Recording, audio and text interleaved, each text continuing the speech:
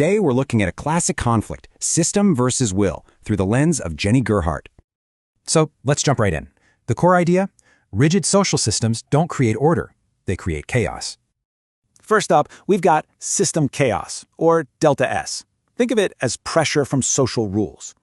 And fighting against that is the vector of will. It's basically your own true north.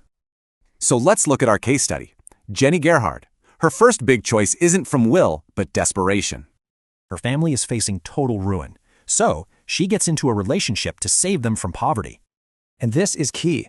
It wasn't about what she wanted, it was about shielding her family from chaos. But then, things change. She finds a real vector of will, her love for a man named Lester Kane. The thing is, this genuine happiness, it completely breaks all the system's rules, big time. And of course, the system pushes back hard. His family tells him, choose status, choose money, not her. And right here, you see the core conflict. Under pressure, their inner drives are just completely different.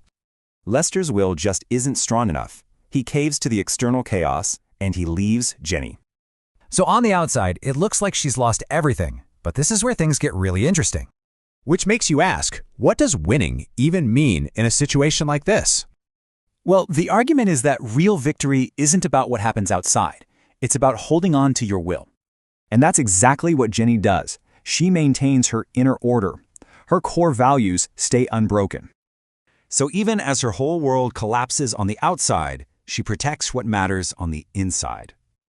Okay, so that's the theory, but how do you actually use this idea to protect your order? The lesson from Jennie is pretty clear. True success means not letting external chaos define your value.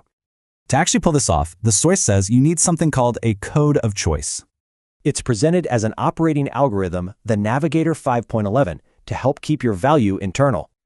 And that leaves us with a final question for you. Is your own vector of will protected?